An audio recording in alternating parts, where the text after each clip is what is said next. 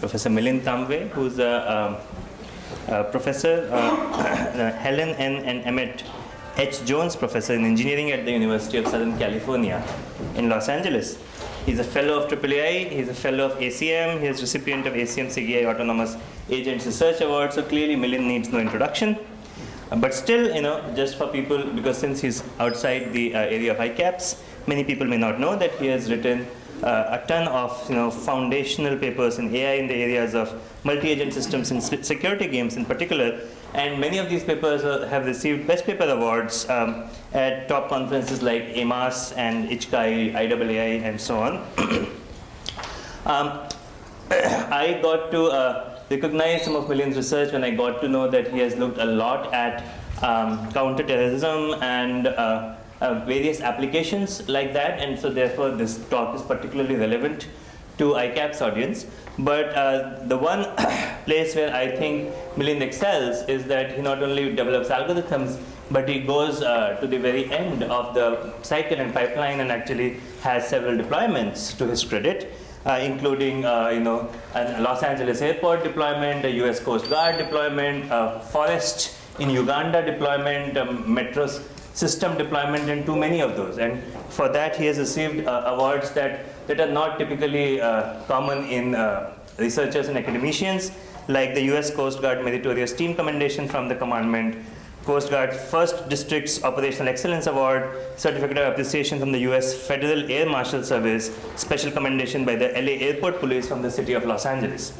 And these days, I think he's moving from some of the counterterrorism work to some of the more social good work, although you can claim that counterterrorism is also social good. And so he has started the USC Center for AI in Society, for which he is the co-director. And I'm really, really happy that Milind is here to tell us all about his work. So thank you, Milind. Thank you.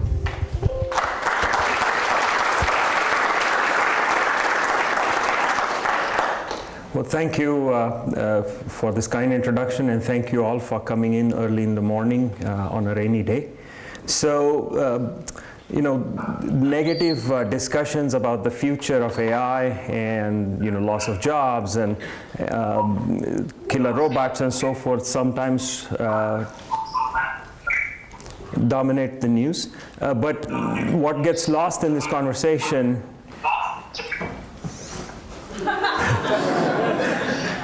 Thank you. What gets lost in this conversation sometimes is the ability what gets lost in this conversation sometimes is the immediate impact that AI can have in terms of social good. So it's with this focus in mind that we have started this USC Center for AI in Society. This is a collaboration between the USC Viterbi School of Engineering in AI, and that's with me as a co-director, and Eric Rice as the other co-director from social work. Our mission statement is to advance AI research driven by the grand challenges of the American Academy of Social Work and Social Welfare. And so there are 13 grand challenges, of which I have not listed all of them, but they include things like ending homelessness, achieving equal opportunity and justice, and so forth. The international version of these is, of course, the UN Sustainable Development Goals, like no poverty, no hunger, and so forth. Well, these are grand challenges, but what can we really do in practice today? And so I'm going to highlight three main areas. The first is AI for assisting low-resource communities. And here I'll dive deep into one specific area of work, which is using AI for assisting homeless youth. And so the challenge we face here is spreading information about HIV amongst homeless youth. And harnessing their social network, we've been able to show that AI algorithms, planning algorithms, can spread information more widely compared to traditional approaches. We have done concrete pilot tests in homeless shelters to show that planning algorithms based on PALM-DPs achieve significantly higher proportion of spreading of information about HIV. And the result here is not only this additional spreading of information, but an important result is the smiling youth, and I'll come to that a little bit later on. But there are many other challenges in this space that we're also looking at, using AI approaches to reduce substance abuse, drug addiction, AI for trying to intervene in suicide prevention, and so forth. So this is the topic that I'll focus the most of my talk on. The second area of work is AI for public safety and security. Some of you may be familiar with this area of work that we've done. This is the most long-standing area of work that I've been involved in. The big challenge here is we have large number of targets to protect but limited security resources. How do we schedule or plan or allocate our limited resources, taking into account a watchful adversary? We've been appealing to game theory, and particularly this notion of security games, and this has allowed us to create deployments for planning patrols for the Coast Guard in ports like Boston and New York and around the Staten Island Ferry, with the TSA for the Federal Air Marshal Service for assigning air marshals to flights, and so on.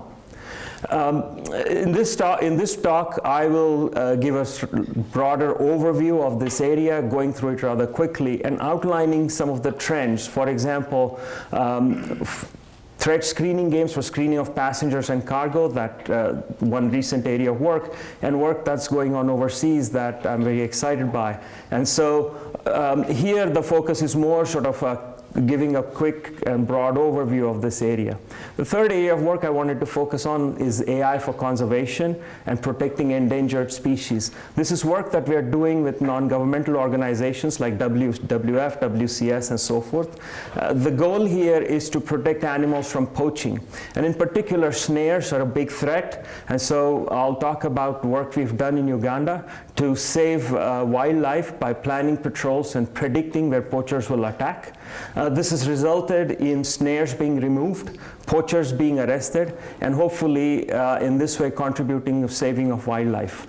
And I'll also talk more very briefly about more recent efforts for using UAVs for planning conservation and trying to look at poachers and recognize poachers and animals from the air.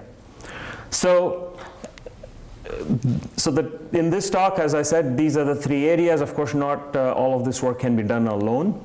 And so this is work in collaboration with the low resource, in the area of low resource communities, with the homeless shelters in Los Angeles. For public safety and security, it's work done with the US Coast Guard, the TSA, and the Los Angeles Sheriff's County and other law enforcement agencies. In the area of wildlife conservation, it's a collaboration with WWF, WCS, and other wildlife conservation agencies. All of the work I'll talk about is from mostly the last 3 years. Papers published in AMAS, AAAI, ICAPS, just in the last 3 years, 2015 to 17, except some papers here that I'll discuss that are from earlier. For background reading, there's these books, Security and Game Theory and so on, and a more recent book on artificial intelligence and social work that will be coming out. If you buy these books with the royalties, I can take my students out for a dinner cruise in Marina del Rey. And if you don't, then they'll have to come to our home for dinner. So that's just a hint for you. The work is done with, obviously possible because of all the hard work of our PhD students and postdocs. And so I'll highlight the names of the responsible lead student at the top right-hand corner of the slide. So as I talk about this, there's three key lessons I would like you to take away. First, there is significant potential for AI in having an impact on low-resource communities and on emerging markets, and for benefiting those who have not benefited from AI or from technology. But these are not just applications. There are fundamental research challenges for ICAPS community from this use-inspired research. Designing AI planning and scheduling systems in society, in addition, also creates challenges for interpretability and for complementing human autonomy. There's also methodological challenges as we work in this interdisciplinary fashion and try to investigate the impact of these AI systems in society. New kinds of papers need to be written that look at just evaluating how these systems work. And so there needs to be a space for publishing these kinds of papers that are not necessarily algorithmic in nature, but purely measuring things in the field. So with that, let me start talking about low resource communities and this project that we focused on homeless youth. I'll start with a short clip from a video, and I'll do this in order to highlight my PhD student Amulya Yadav, who did this work, and our center's co-director Eric Rice from social work. At the USC Center for Artificial Intelligence in Society, we are researching ways to leverage the power of social networks to address complex social problems. My colleagues and I have focused on one particular problem: how to use artificial intelligence techniques to prevent the spread of HIV amongst homeless youth. In Los Angeles County, homelessness has reached a crisis level, with nearly 47,000 people experiencing homelessness on any given night. Homelessness is and has to be our top priority. After all, real lives are on the line. Sometimes overlooked in this conversation is the increasing number of homeless youth. There are up to 6,000 homeless young people sleeping on the streets in Los Angeles. These homeless youth are 10 times more likely to be exposed to HIV due to high-risk activities such as unprotected sex and needle sharing. Among housed youth, less than 1/2 have HIV. Yet among homeless youth, nearly 10% are infected. Educating all these youth about HIV is a necessity, but this goal is unachievable due to limited resources. And I'll now talk to you about how we try to spread information about HIV using POMDPs. But before I do, you can see that we are in Hollywood, so this was our attempt to be Hollywood. When I showed the full video to my family, they said, please don't do this again. This is not for you. But we did submit this video to AAAI 2017, and fortunately the reviewers didn't look at our walking and talking and acting. They only looked at the content, and that led to good results. So there are some big challenges when we try to do influence maximization in the field. So for the benefit of those who may not be familiar with the area of influence maximization, the background here, we are given a graph G, an influence model I, and we have to choose k nodes for t time steps such that we maximize the expected number of nodes who are influenced. And so the influence model I here that we will use is this independent cascade model. What this means is that if node A is influenced, that is, it gets information about HIV, there's a 0.4 chance that node B will get influenced, get information about HIV. In the paper, we use a slight variation of this model, but for the purposes of this talk, this is what we will use. So there's three main challenges that we face. First, there's uncertainty in network state, uncertainty in network structure, and adaptive selection. What I mean by uncertainty in network state is that if node A is influenced, gets information about HIV, whether node A has actually spread this information to nodes B and C, we cannot directly see that. So this state is not actually observable to us. Secondly, there's uncertainty in the network structure. The dashed lines here show that these edges we are not certain about. We don't know if A is friends with B, can influence B. So the network may look something like this, where the edges between A and B and C and D do not exist, or it may be where all of these dashed edges actually exist. So to model this uncertainty, we are going to assume that the graph has two kinds of edges, certain edges and uncertain edges. For the uncertain edges in particular, we now have an additional probability of existence. So here, for example, it shows that there's a 0.75 chance that an edge exists. If the edge exists, then there's a 0.4 chance that influence will propagate, but if the edge doesn't exist, then the influence will not propagate. Now, these are exact numbers that I've shown here. Later on, I'll show you how we can start to relax these assumptions and start to work with the ranges of these numbers. A third problem we face is that this is an adaptive selection problem. We have resource limits. What this means is at any one stage, we can only bring in 5 youth. So we bring in these 5 youth for intervention. Our social work colleagues then spend a day with them, educating them about HIV, and also how to communicate this information with their peers. Now, in turn, they educate us about the network. They tell us, okay, I'm friends with John, I'm not friends with Paul, and so forth. And so we get additional information about the network that allows us then to be more effective in selecting the next 5 youth that we bring in for intervention. And they give us more information about the network, which means that we can be more educated in figuring out who are the next 5 youth. So essentially, this is not a single shot decision problem. it's also an NP hard problem, and it's not adaptive submodular, so you can't just do greedy and expect to get something that's guaranteed solution quality. So what we have is essentially a problem of sequential decision making under uncertainty, POM-DP. And so the way this works is you have an adaptive policy is going to choose an action that says bring in these 5 youth. We get additional observations about edges in the network, and then the policy selects the next 5 youth. And so what we need then is a POM-DP solver that can solve for this policy. Unfortunately, the state of the network is so large that we can't really use current online and offline POM-DP solvers. In fact, if you look at the scale of this network, with online solvers, we can reach about 30 nodes. Real-world networks are at least 10 times that size. And so we need a different technique to scale up. One thing that Amulya noticed is that these networks have community structures. So kids who play basketball together, kids who hang out on the beach together. These are smaller communities that are more tightly knit.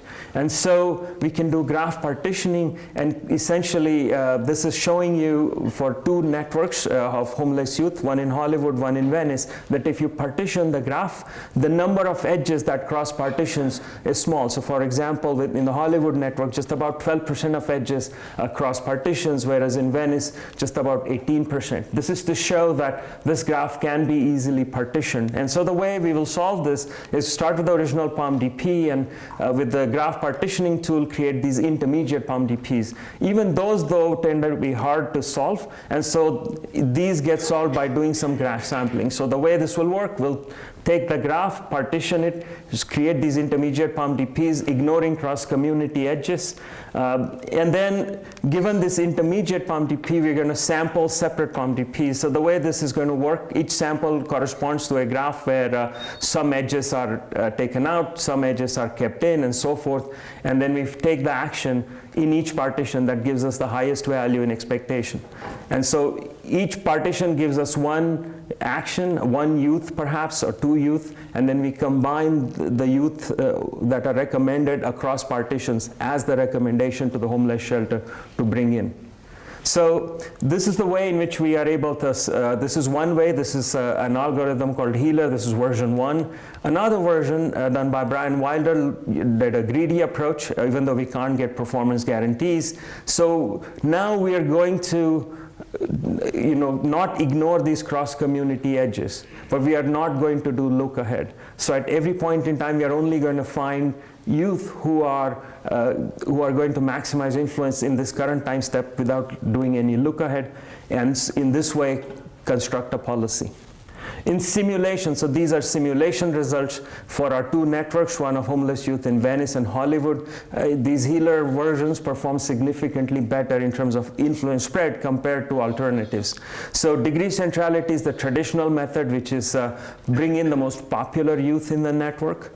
And we are now looking at, in simulation, how many of the non-peer leaders, those that we did not bring in for intervention, got influence, got information about HIV. And we can see that with degree centrality or with CR, which is another baseline where we just divide the network into communities and select nodes at random or others, we don't do as well as we do with our Healer version. So this is showing you that these algorithms can, in simulation at least, have an impact.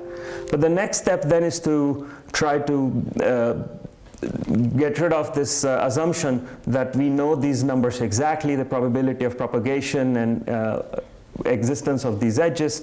And so we are going to assume ranges of these values. So instead of assuming that the edge exists exactly with the probability of 0.75, you're going to say the edge is in the range, the probability is in the range 0.4 to 0.8. Now we want policies that are robust to these ranges of values. And so this can be solved by looking at it as a game where nature is going to choose parameter values to do us the most harm, and the algorithm is going to choose policies that allow us to overcome nature's action. So in this case, the payoff of this game is the performance of the algorithm, the ratio of the performance of the algorithm to the optimal for that setting. So we start with a game here. So this is the influencer, which is going to choose policies, and nature is going to choose particular parameter settings that can cause us the worst case harm. The equilibrium of this algorithm then, the equilibrium of this game then allows us to find the solution that we want. The challenge, of course, is that this game is very, very large. We have infinite number of actions for nature because it's picking values from a continuous interval, and the influencer here is picking policies, and these policies can also be very, very large in number. And so we have an exponentially large strategy space for the influencer and a very large number of actions for nature. We can discretize nature's action and show that the solution quality loss can be contained.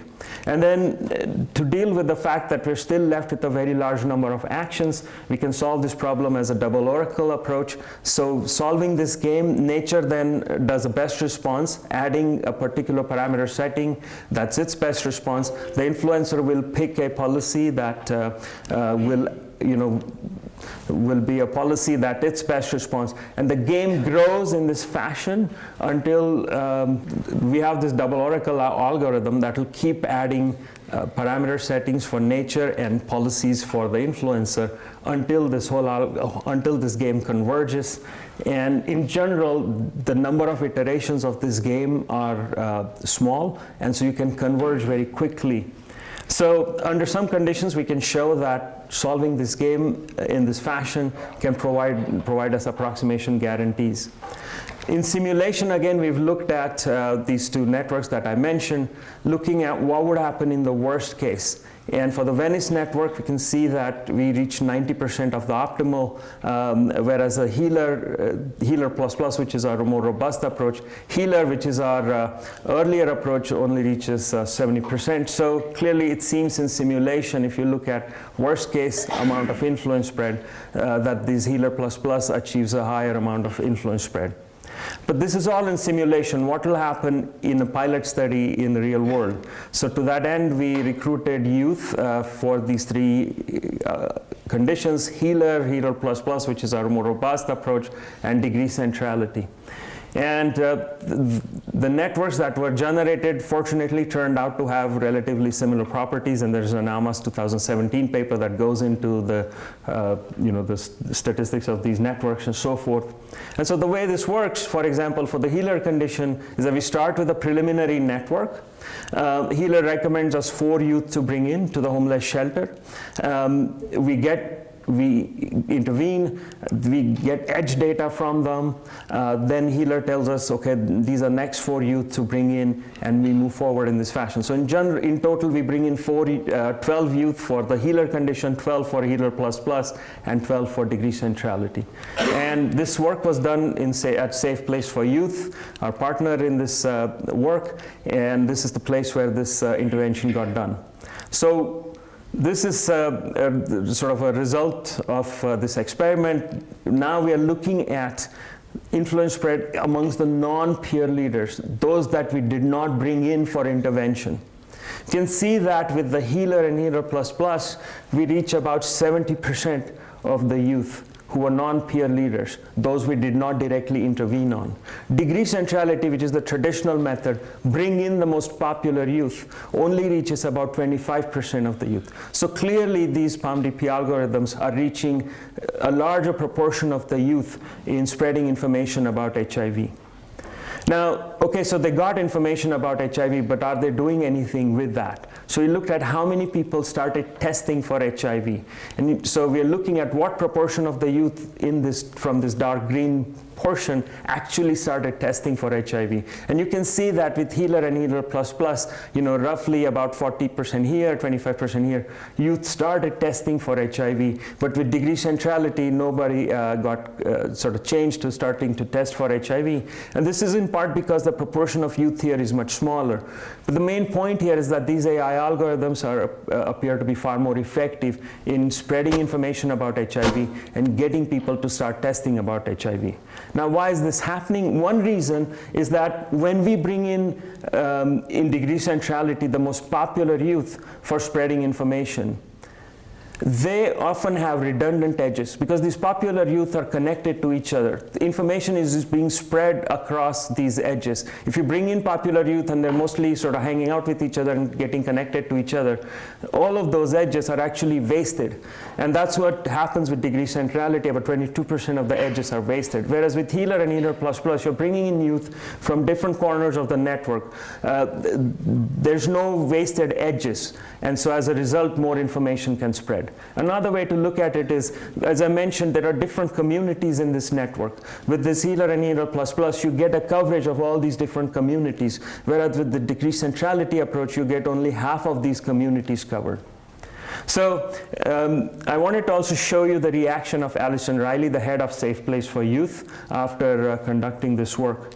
Beautiful way to kind of like marry this tech world with this social service world, like, and how we can kind of go deeper and impact young people and elevate them. If this group became a really big thing, it could really help out a lot of youth.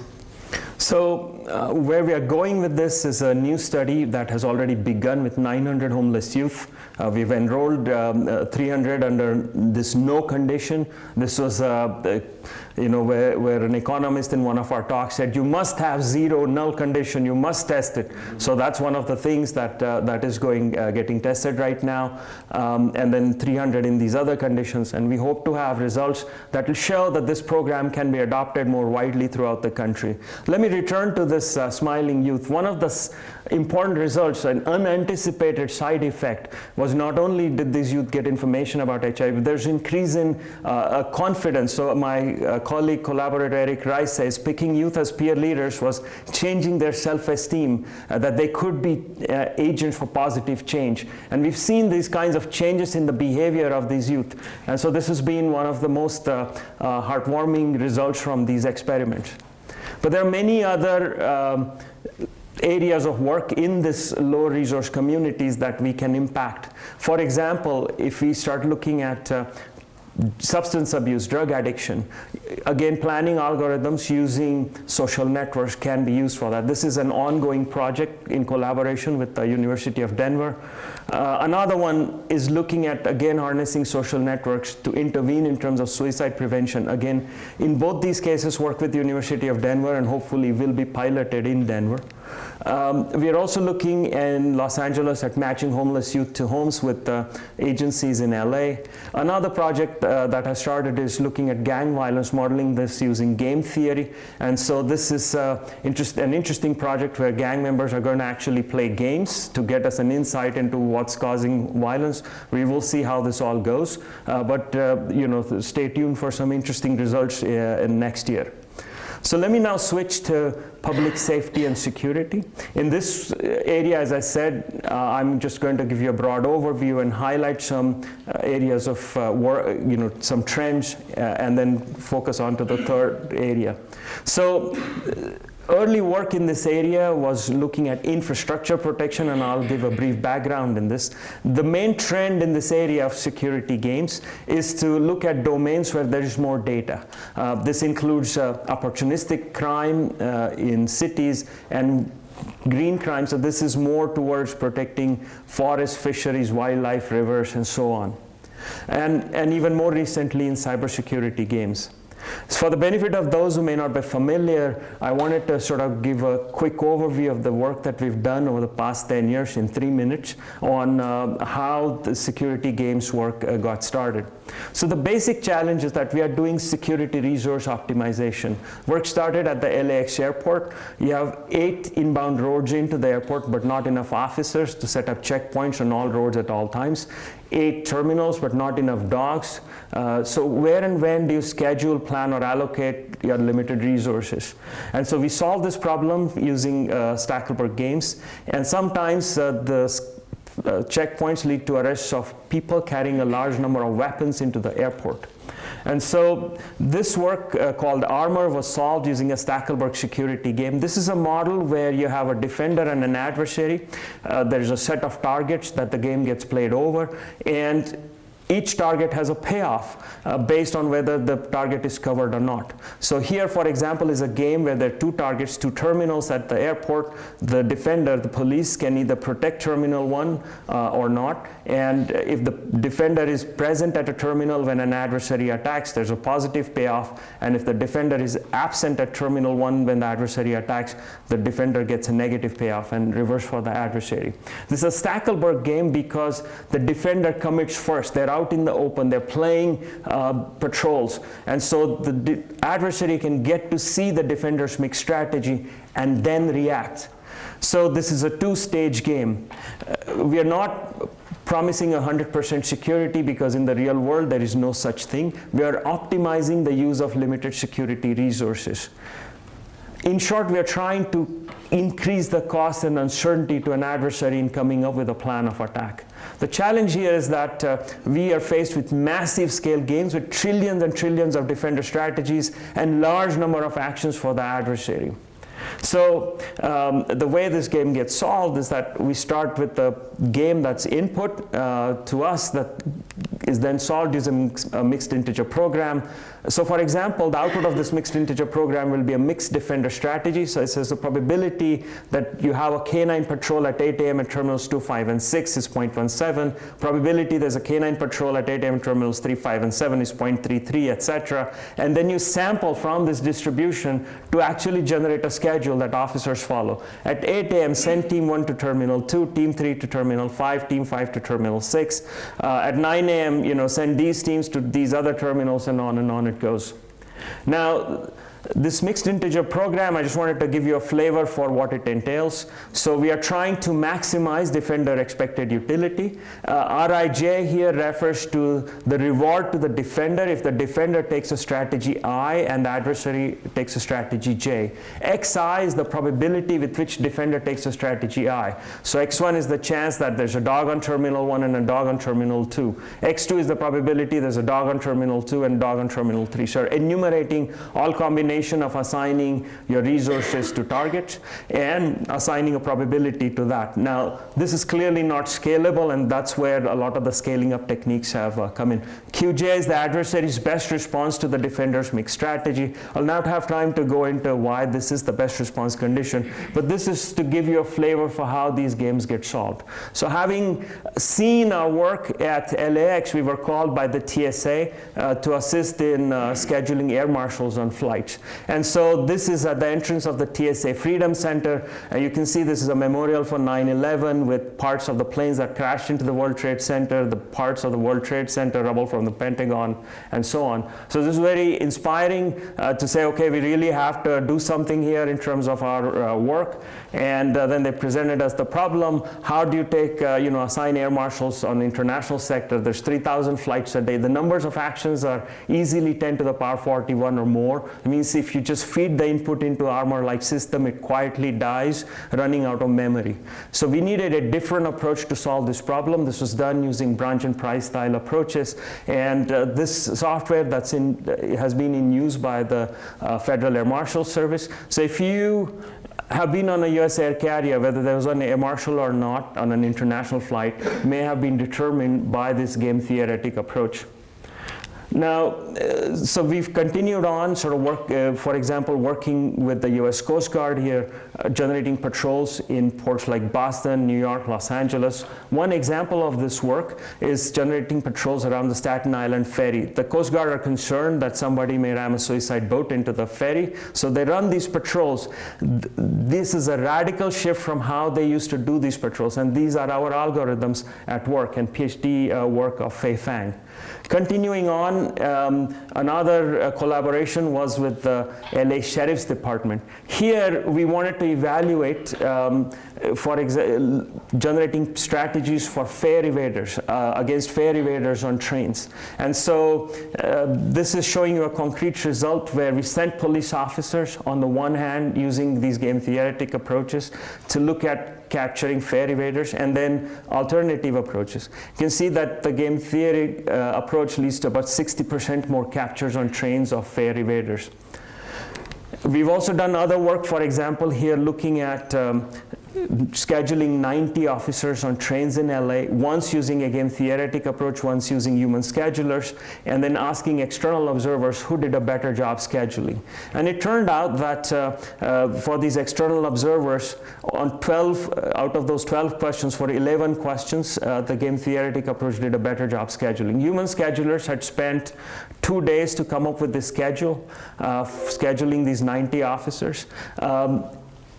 And in the end, they did a worse job than the game theoretic schedule. So this is mainly to show you that these techniques do quite well. And this evaluation was also done, for example, by FAMS, where they did a 6-month head-to-head comparison between human experts and IRIS, our game theoretic scheduler, and showed that the human expert did significantly worse.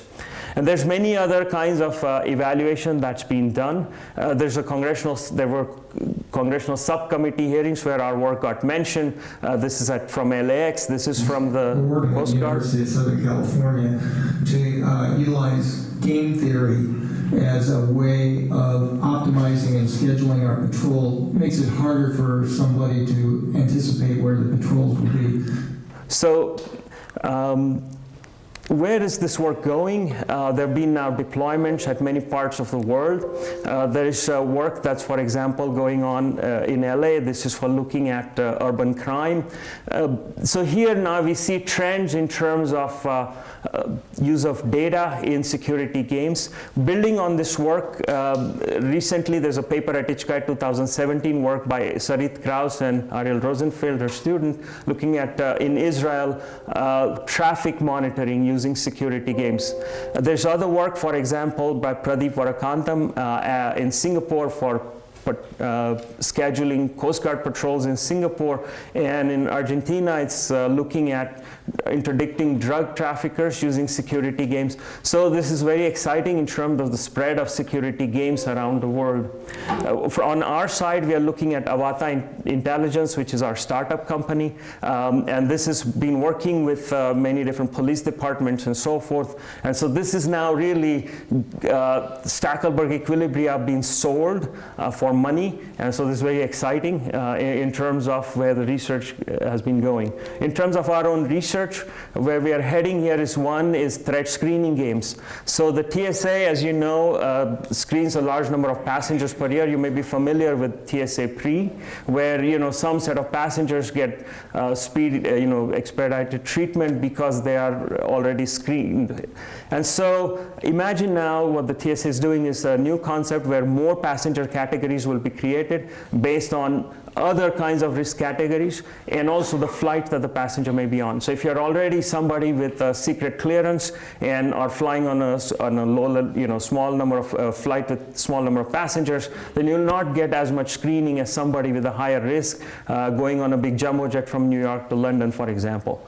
So the question is, how do you tailor screening approaches to categories, balancing efficiency and effectiveness? So this problem is what we've solved using these threat screening games. This is a paper at AAAI 2016. So you may be passengers who have low risk, passengers who may be high risk. You have different kinds of machines. Of course, there may be many other categories. And what we're trying to do is to match these passengers to these different machines. So this one is fast but not as effective. This one is a slower combination of machines, X-ray and AIT. That's the machine where you stand like this. It's a little slower. And so you want to figure out what fraction of passengers to send here versus here. And that's kind of essentially putting matching algorithms and security games together. So this is work that we've done. Simulations have been done. And next week at USC, there's a TSA symposium where we'll find out what happens next with this project. So if you get delayed at airports, right now it's not our fault. We are not involved with that. But we shall see how this work proceeds. In recent work, we are extending this now towards cybersecurity. So there's a paper at ICAPS 2017 that we look at how to extend this towards cybersecurity. And so cybersecurity is certainly an area that we are very much focused on. There's a new MURI project that we will start with. So this is something that I'll lead. And these are all the professors from all these universities that we will that'll be working on this project. Another area that's a big focus is green security games. This is looking at things like forest protection. So this is work with the NGO in Madagascar to try to reduce cutting illegal logging of forests. This work done with the US Coast Guard to generate patrols in the Gulf of Mexico to reduce illegal fishing. And so that's something that they've tested in the Gulf of Mexico, or trying to reduce pollution in rivers. So green security games is another big area of work that we have. And along the lines of green security games then is wildlife conservation, which has been one of our biggest thrusts. Now we are all familiar with the numbers of rhinos and elephants being poached and so on. To look at this situation firsthand, I went to Murchison Falls National Park in Uganda. And so this is a wonderful park. There's beautiful animals there, but there's also threats to wildlife. In fact, snares, thousands of them used to trap and kill animals. And so we've built this system called PAWS, also part of PhD work of Fei Fang, Protection Assistant for Wildlife Security. Essentially, the idea is that given massive forest areas to protect, how can we use our limited security resources in order to most effectively protect wildlife? So there's two parts to this problem: generating intelligently randomized patrols, and the second, to learn adversary models. As part of this work, we've gone to many different places to patrol. So this is a patrol boat in Bangladesh for this Global Tigers Conference. This is a most interesting conference I was at, where attendees got police escorts as we went out of the hotel room to an excursion and so forth. This is patrols with rangers in Indonesia. So this is clearly a project where we get to visit places that we normally wouldn't go as part of our research. So let's start with generating patrols. So the way this works is we divide up the forest area into grid squares. Each grid square is a 1 kilometer square area. Some targets, some grid squares are more important because there's water there, and so there's more animals there, and others are less important. So the way this will work is we'll again use our game theoretic approach to calculate randomized patrols. When the patrollers execute patrols and poachers attack target, we get crime data, and from this crime data then we can learn an improved model of the adversary, allowing us to generate better patrols. I'll start out by looking at generating these randomized patrols. So given a set of targets with different values, as I mentioned in the last section, we can use this security games approach to generate patrols. So that was the first thing that we did. These patrols were tried out in Uganda. This is our collaborator Andrew Lemieux, and then with our collaborators in the NGO Panthera in Malaysia, in the Taman Negara part. And you can see a poacher's camp that was discovered during one of the patrols. But one of the things they kept telling us is that you are ignoring geography. And so, we would be on these Skype calls, and our Malaysian collaborators would keep telling us that the shortest distance between 2 points in Malaysia is not a straight line. And that to us was very confusing. So we went down to Malaysia ourselves to patrol. So this is me, Faye, and Boan, a former postdoc, starting this day of patrol in the forest in Malaysia. You can see we're very happy. We are getting to patrol in Malaysia, hacking through the forest, looking at a poacher's camp, and then at the end of the day, completely exhausted, and the guide is telling us you still have to go a kilometer that way to get out of the forest.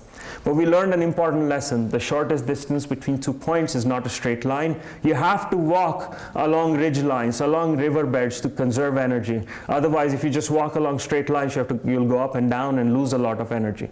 So this PAWS approach now also includes this forest street map, this hidden street map in the forest. And so in our preliminary evaluation, we ran these patrols in Malaysia and found that PAWS patrols lead to higher numbers of human activity signs.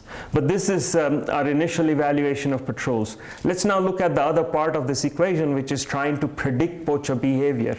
And so here we are trying to learn poacher behavior from data. And so essentially we are given a given past crimes, and we are trying to predict within this grid squares which grid square is more likely that the poachers will attack. And so this is work done by my former PhD student Thine Nguyen. It's a very brave effort, since you have to really deal with a lot of data that comes in from these wildlife conservation agencies. She got data from 12 years, large amounts of poaching events, but number of snaring events is about 1,000 here, not a very large amount. And what you're trying to do is to predict how likely is there going to be an attack on a grid square. And so what we have are features like range of patrol frequency, animal density, distance to roads and rivers, and all of these kinds of features. And you're trying to predict this attack. So our first attempt was using behavioral game theory. So this is a model based on quantum response, subjective utility quantum response that was used. And so you construct a dynamic Bayes net where there's one variable for probability of attack, but there's another one on detection, meaning there may be an attack at a grid square, but it may not get detected. And so Thine managed to use EM to learn this model and allow us to predict attacks on different grid squares. When we showed these results to our partners, one of the issues that we faced is that given that there was not enough data over the entire park, the parts where it was making unintuitive predictions, and being able to explain why this was happening proved to be rather difficult with this model.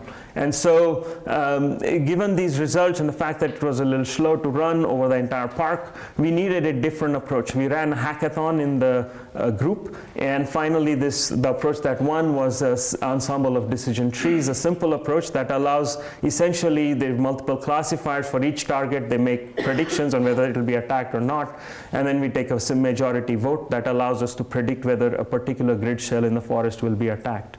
Now there's two enhancements to this basic approach. One is adding additional features. So for example, there's this feature boosting because there are these observed attacks, but you make predictions and they're right close to that, but not quite on top. So we add additional features of proximity to predictions. And so with this, we are able to boost performance. Additionally, going back to our behavioral game theory model, in certain sections which are more intensely monitored, we can bring these back in order to boost the performance. And so it's a hybrid where in certain sections, mostly you're running decision trees, but in certain sections you can boost performance using these behavioral models.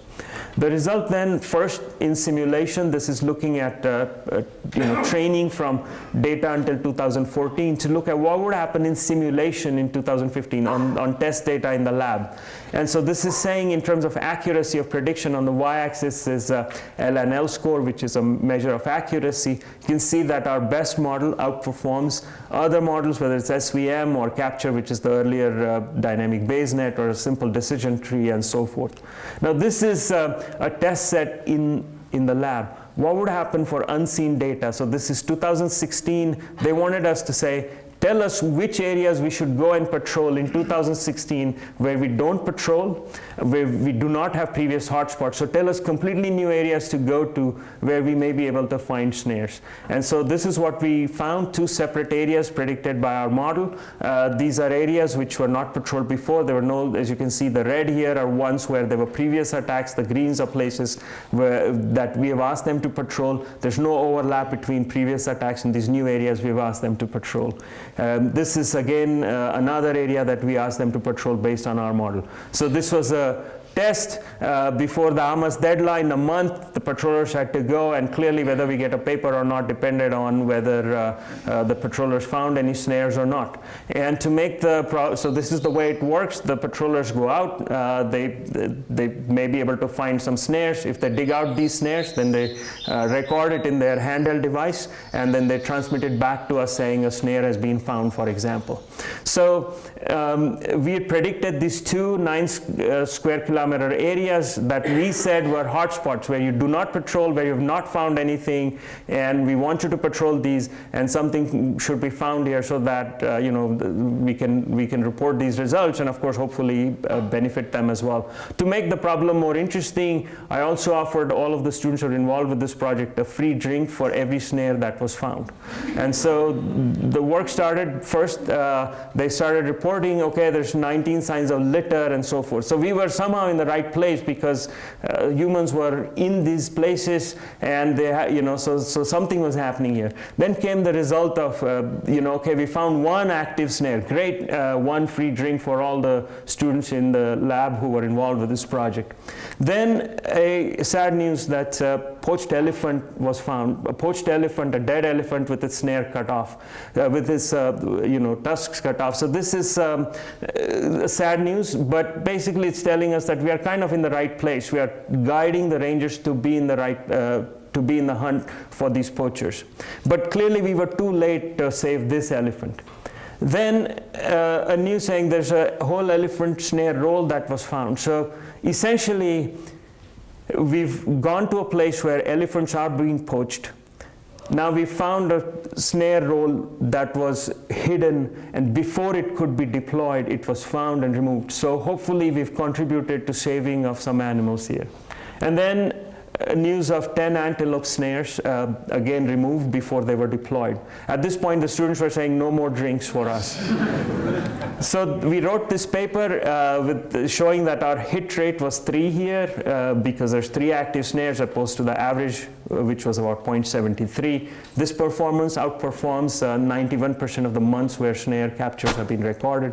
And so this is showing that these results are promising. So WCS wanted us to now do a 6-month field test to further confirm that this would actually work.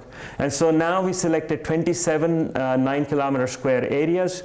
Some of them we said were high poaching areas. Some of them were low poaching areas. So 5 areas are high poaching areas, 22 are low poaching areas. High, where there's more than 50% of the area is where you may find snares and so forth. And so we trained our rangers to use the software to go out and start patrolling. What the measure here is catch per unit effort. Per kilometer walked, how many snares would be found? The historical average catch per unit effort for 1 kilometer walked is 0.04. In the service of this experiment, the rangers walked 500 kilometers. And at the end of the day, we are trying to look at what would happen in our high versus low. And in our high area, we have about 0.11 as the capture rate. In our low area is 0.01, more than 10-fold difference, and certainly much higher than the historical catch per unit effort. This is mainly showing that the predictions that we are making are actually working, and with this now, this software is going to get deployed in the field with these agencies. There's other side effects. So for example, while doing these experiments, the rangers found a trail. They pursued that trail, found a camp. They ambushed the camp. There were 7 poachers inside. They arrested one. They found all kinds of other things like snares and hippo meat and so on. There's another place where they pursued poachers through the area. Now we don't know how to report these in papers, okay? So all of this is just for your benefit. It's not reported anywhere. What's reported is basically the actual snare, the catch per unit effort and so forth. So next steps here are to go on to other parks like the Murchison Falls National Park in Cambodia with the WWF and really deploy this in the software that these agencies use. I'm being given a signal to speed up, so I wanted to say just the last few things. We are working on this UAV patrolling, this patrolling from the sky, and taking infrared images, infrared movies, and then detecting animals and poachers from the sky in real time. So this is work obviously being done using the advances in deep neural nets. But this UAV patrolling brings up a very interesting challenge. A UAV could fly, and as it sees a poacher, it could keep silent and ask rangers to come and show up. But the problem is that the rangers may not be available. The UAV could also, in such cases, kind of turn on its light, fly low, make a lot of noise, and try to scare the poachers away. The problem is that if it fakes it like this too often, then it may not be threatening enough. So you want to do deception where you sometimes want to fly low, make a lot of noise, and actually send rangers, and sometimes not. And so this is a problem of strategically deciding when to send warning signals. And so this is a problem that my student Haifeng Xu has been working on in terms of signaling in security games.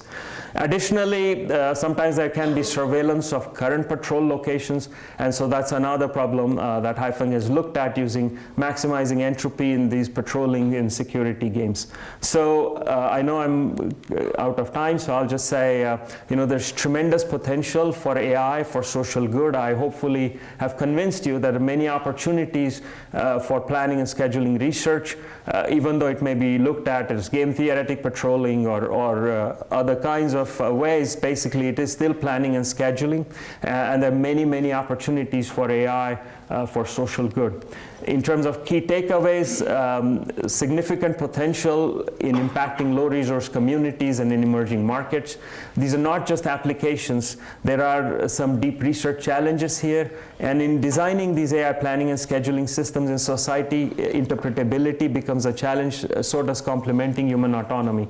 And there are these methodological challenges in allowing papers where you're only measuring things, where rangers are walking for 500 kilometers for 6 months, and that's the only thing that happens, really. And you're measuring things, and this is an important part of science that needs to be recognized.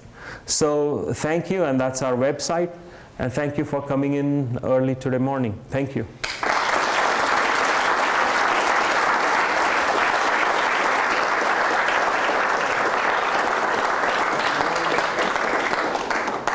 Thank you, Milind, for a very inspiring talk. We have a few minutes for questions, but I want to start with one of my own. So a couple of days back, we had a panel where we were talking about where do we get models from. And we are living in a data-centric world, a data-driven world, and we should very carefully be looking at how to get models from data and so on and so forth. You have done a variety of applications, and in all of these, I am sure you had to start with some kind of a model at some point. So I'm curious whether you can shed some light on the process that goes from the problem that you are given and the model that gets done, and what is the role of data in your experience, and what are your thoughts? No, that's a very important question, a very broad question. I guess on the one side, we have problems such as wildlife conservation, where there's some data. There's sort of three types of domains that we have tended to work with. One where there's plenty of data, like urban crime.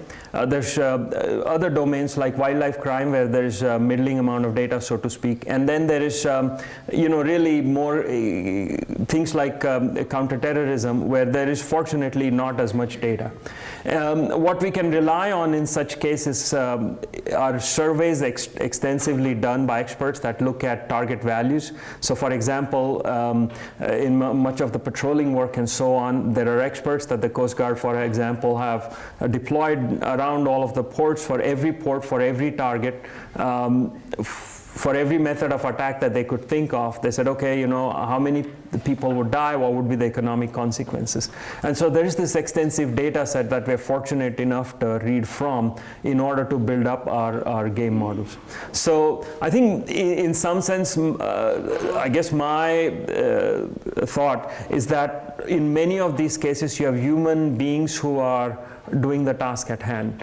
And they are so bad at it, especially if these are really complex tasks, that even starting with somewhat good enough model, a somewhat model that may have good enough data, is often seen to outperform what the human beings are doing currently. And then we can kind of start from this good enough place and continue to improve things.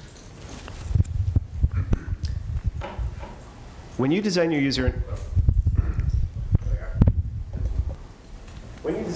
interfaces, what kinds of UI challenges did you have in terms of presenting the output of your decisions to people? So one huge challenge is often acceptability of the work. So for example, one of the challenges when we first deployed our work at the LAX airport was we were in a room with 50 police officers, and so they're saying, okay, we are law enforcement people with decades of experience. What can your AI system tell us that we don't already know?